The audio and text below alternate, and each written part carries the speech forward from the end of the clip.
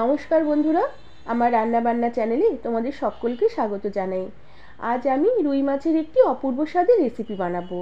রেসিপির নাম ধনিয়া রুই। রেসিপিটি রুই মাছ দিয়েও যেমন খেতে ভালো লাগে, তেমনি কাতলা মাছ দিয়েও বানিয়ে খেতেও দুর্দান্ত লাগে। আর বানানোর পদ্ধতি একদমই সোজা, খুবই কম সময়ের মধ্যে রেসিপিটি বানানো হয়ে যাবে। রেসিপিটি দেখে তোমাদের ভালো লাগলে একটি লাইক, শেয়ার আর সাবস্ক্রাইব করে দেবার অনুরোধ রইল। আর তার সাথে যারা আমার ফেসবুক পেজ থেকে দেখছো তাদেরও পেজটিকে ফলো করে দিয়ে ভিডিওটি লাইক, শেয়ার করে দেবার অনুরোধ রইল। এই ধনিয়া রুই রেসিপিটি বানাবার জন্য প্রথমে আমি 2 পিস রুই মাছ বেশ ভালো করে বেছে ধুয়ে নিয়ে নুন আর হলুদ গুঁড়ো মাখিয়ে রেখে দিয়েছি। আর তার সাথে মাছে আমি আলু দেব। এর জন্য একটি মিডিয়াম সাইজের আলুর খোসা ছাড়িয়ে 4 টুকরো লম্বা করে কেটে নিয়েছি। আর এই রেসিপিটি তোমরা যেমন রুই মাছ দিয়েও বানাতে পারো, তেমনি আগেই বলেছি কাতলা মাছ দিয়েও রেসিপিটি বানিয়ে খেতে দুর্দান্ত লাগবে। আর মশলার জন্য নিয়েছি খানিকটা ধনে পাতা, আমি ডাটার দিকগুলো নিয়েছি আর পাতার দিকগুলোকে আমি কুচিয়ে দেবো শেষে। আর তার সাথে নিয়েছি অল্প করে আদা, যেহেতু মাছ আমার এখানে একদমই কম, 2 পিস মাত্র মাছ, তাই আদার পরিমাণ কম নিয়েছি। আর তার সাথে নিলাম আমি একটি মিডিয়াম বা ছোটো সাইজের টমেটোর অর্ধেকটা। আর তার সাথে ঝালের জন্য কয়েকটা কাঁচা লঙ্কা নিয়েছি। ঝালটা তোমরা তোমাদের নিজেদের স্বাদ অনুসারে দেবে। আর তার সাথে আমি নিয়েছি একটি ছোটো সাইজের পেঁয়াজের অর্ধেকটা আমি নিয়েছি। আর পেঁয়াজের দুটো ফালি নিয়েছি। এবার অল্প করে জল দিয়ে সমস্ত মশলাগুলোকে বেশ ভালো করে আমি পেস্ট করে নেব। মশলা বাটা হয়ে গেলে প্রথমে আমি মাছগুলোকে ভেজে নেব। এর জন্য কড়া বেশ ভালো করে গরম করে নিয়ে কড়াতে পরিমাণ মতন তেলও বেশ ধোয়াটা গরম করে নিয়েছি। এরপর নুন হলুদ মাখানো রুই মাছগুলোকে আমি কড়ার তেলে দিয়ে দিলাম। এবার মাছগুলোকে বেশ ভালো করে উল্টে পাল্টে লাল লাল করে ভেজে নেব।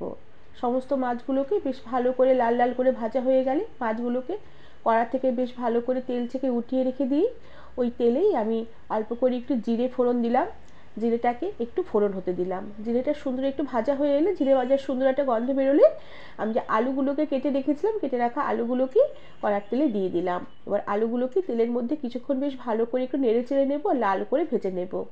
তবে নুন আর হলুদ গুঁড়ো এখন আলুতে দেবো না, নুন হলুদ ছাড়া আলুগুলোকে বেশ ভালো করে নেড়ে চেড়ে ভেজে নেব।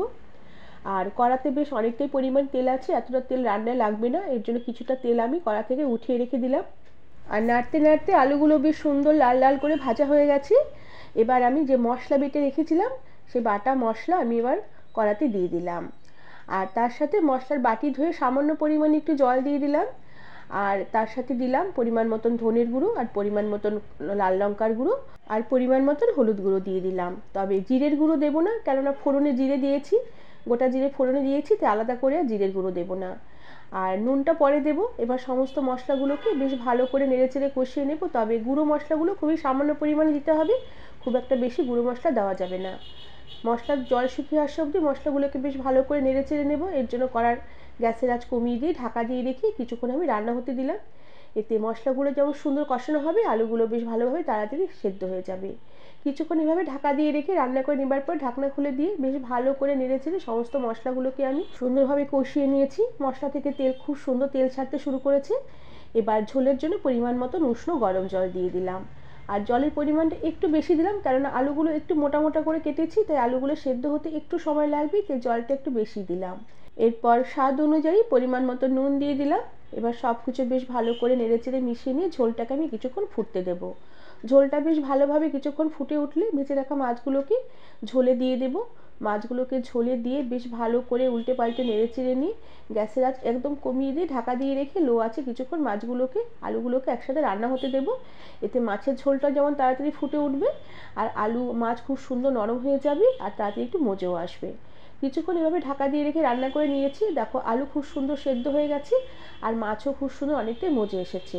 তবে ঝোলটা বেশ অনেকটাই ঝোল ঝোল আছে, তাই গ্যাসের আঁচ বাড়িয়ে দিয়ে ঝোলটাকে একটু ফুটিয়ে নেব, ঝোলটাকে একটু শুকিয়ে নেব। এরপর ওপর থেকে একটু শাহি গরম মশলার গুঁড়ো ছড়িয়ে দিলাম। আর শাহি গরম মশলা ছড়িয়ে দিয়ে বেশ ভালো করে নেড়েচেড়ে মিশিয়ে নিয়ে আর তার সাথে অল্প করে একটু যে ধনেপাতার ডাঁটাগুলো বেটেছি সেই ধনেপাতার আগাগুলো ছিল, আগাগুলোকে বেশ ভালো করে কুচিয়ে ওপর থেকে ছড়িয়ে দিলাম। এবার সব কিছু বেশ ভালো করে নেড়েচেড়ে মিশিয়ে নিই, ঢাকা দিয়ে রেখে কিছুক্ষণ রান্না করব। এই 30 সেকেন্ডের মতো রান্না করে আমি গ্যাসের আঁচ বন্ধ করে দিয়ে আরও কিছুক্ষণ স্ট্যান্ডিং টাইমে রেখে দেওয়ার পরে ঢাকনা খুলে দিয়ে রেসিপিটি সার্ভ করে দেবো। আর এইভাবে রান্না করলে মাছের ঝোলের রেসিপিটি আরও বেশ মাছগুলো আলুগুলো মজবে, রেসিপিটি খেতেও বেশ আরও ভালো লাগবে। বন্ধুরা, এইভাবে তোমরা ধনিয়া রুইয়ের রেসিপি খুব সহজেই বানিয়ে ফেলতে পারবে। গরম গরম ভাতের সাথে খেতে অপূর্ব লাগবে। রেসিপিটি তোমাদের ভালো লাগলে একটি লাইক, শেয়ার আর সাবস্ক্রাইব করে দেবার অনুরোধ রইল। তার সাথে পাশে থাকা বেল আইকনটি প্রেস করে দেবে, যাতে আমার সব নতুন ভিডিও নোটিফিকেশন সবার আগে তোমাদের কাছে পৌঁছে যাবে। আজ তাহলে আসি, পরে আবার একটি অন্য কোনো নতুন রেসিপির সাথে দেখা হবে। ধন্যবাদ বন্ধুরা।